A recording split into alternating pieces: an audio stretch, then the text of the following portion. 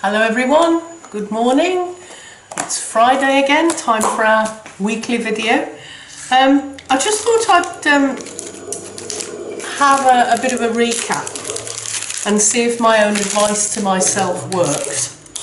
I had my open charcoal stored in a plastic box and I managed to find a huge sachet of silica gel or something that dries it out. So I'm just going to recap on the lighting of a piece of charcoal and see if my own advice to myself works. Here I've got our ceramic censer with sand in the bottom and a candle and a charcoal disc. Now I'm going to light as we did in the first video, I'm going to light the charcoal disc from the candle flame because it does take a few seconds to get going, and this is where we find out if my storage tips actually work. It is beginning to crackle. Can you see? The sparks are beginning to travel across the charcoal disc. Not as rapidly, I have to say, as if it was a fresh piece of charcoal out of a new roll, but they are travelling, so we'll keep fingers crossed that it actually works. I'm going to let them go a fair way. There we go, they're about halfway across now. So I'm going to pop that, and it continues to spark, so I think we may be in luck. Now hopefully by the time I'm ready to pop incense on there, that'll be ready. What we're going to do this week is we're going to make quite a simple blend. Now I said last week that one of the things we need is a good whack of resin. I'm using frankincense here. As we found out last time, it's ruled by the sun, its element is fire, and some of its magical properties are that it cleanses, purifies. You can use it for consecration of your tools and people in your circle, and it raises vibrations, it raises the level of the vibrations. So that's going to be my first ingredient. Second ingredient is going to be white sage, which you can get in a number of forms. I'm going to use the loose leaf. This is actually the white sage, proper white sage. Latin name is Salvia apiana. It's a member of the sage family. The other type of botanical that goes by the name of sage is actually not of the sage family, it's the Artemisia family, and that's the cheaper sort that you can get. But I'm going to use white sage, Salvia apiana. This is the one that is actually quite endangered in America. So I'm going to use that. And then the last ingredient is lavender seeds. We call them seeds, they're the little flower buds. Sage is ruled by Jupiter, its element is air, so it's very expansive. It purifies, cleanses. Lavender is ruled by Mercury, its element again is air, purifies, cleanses, and then promotes inner stillness and harmony. I'm putting these make a very nice incense blend, a blend that was given to me by a couple of our old friends, actually Mary Clacy and Ian Steele. Sadly, Ian is no longer with us, and on his death a few years ago, Mary donated his magical regalia to the Museum of Witchcraft in Boscastle, where it is still. So if ever you want to go and visit the regalia of a mid-Wales magician in Cornwall, if ever you get the chance, then Ian Steele's regalia is there. He was always very supportive of whatever we did, they both were, and so I was very pleased when she passed me this recipe. It's quite simple, but it's quite effective. And what the reason I'm making it as well is because of its magical properties. I think it would make a very good cleansing incense, to cleanse and then to draw in good vibrations. So I'm proposing to do this Imbolc. I'm proposing to do a big house cleanse. Haven't done it for a little while, so we could do with it. And I'm going to use this particular incense blend to do that. So the first thing that we need is a measure. I'm going to use this. This is a pewter spoon that was gifted to me by a friend, which I use for my incense. And when we measure incense, we talk in terms of parts, not weights, because obviously the different ingredients weigh up very differently. So if you had a couple of ounces of lavender flowers, it would be a hell of a lot more than a couple of ounces of frankincense. So we talk instead in terms of parts. I'm only going to make a small amount, so I'm going to use this spoon. If you want to make a massive amount, then choose something bigger, obviously. Choose a bowl, but I'm just going to make a little jar of incense, and so I'm going to use this spoon. It's always a good idea as well, when you're making an incense, to record what you actually make, because you might end up making something that's absolutely wonderful, and if you've no record of it, then you'll never be able to recreate it. So do try to record what you do.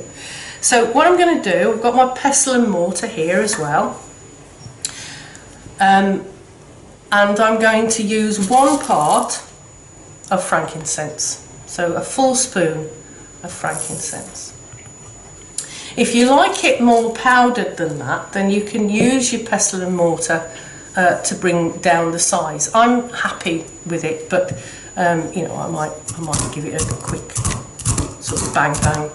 If you want to powder it, you're going to have to work quite hard at that, but we'll just give it a little quick. The next thing what I'm going to do with this, because it's quite difficult to grind these kind of leaves, is I'm just going to break some white sage into the mix. I should be doing it on my spoon, shouldn't I, really? I'm going to go for about half a part-ish of sage, and then I'll use half a part of lavender. So that looks like about half a part, doesn't it? Half a spoonful. Okay. We'll pop that in there. I'll just give that, because that will break up more easily when it's crushed against the frankincense. I'm not too worried if it doesn't break up entirely, because I like my incense quite lumpy, but it is breaking up. Ooh, quite nice. And one thing I can't share with you on the video is smells, but the smell of the broken frankincense and the broken sage is actually quite nice. But sadly, I can't share that with you. Okay, so there's the sage is coming through quite strongly, and then we're going to go as well for about half a part of lavender flowers.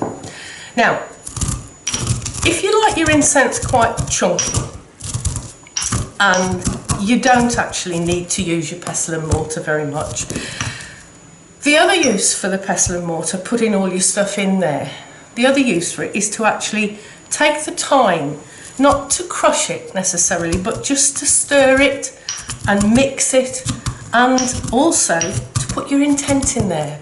So if I am wanting, as I am, a psychically cleansed and harmonious house at the end of my smudging with this, then I'm going to put that intention into the incense as I'm not crushing it, but mixing it, and just taking that moment quietly to absorb the smells, connect with the incense, and put an intention to it. And now, with the addition of lavender, I'm going to assure you that it really does smell lovely.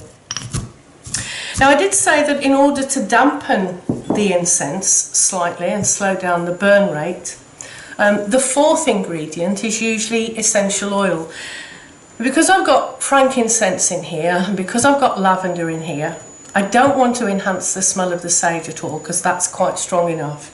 So I could choose either lavender essential oil or frankincense essential oil. And I think in this instance, because it's a little bit more harmonious, I'm gonna put in 1 little drop of frankincense, or maybe 2 little drops of frankincense. This is this bottle is a little bit on the empty side, so it might take a little while for the drops to come out. I might have to take the dropper off and do it freehand.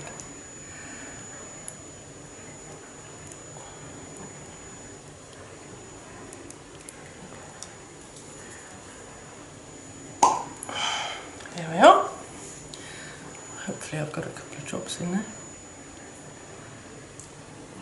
There we go, 1 and 2, and that's it.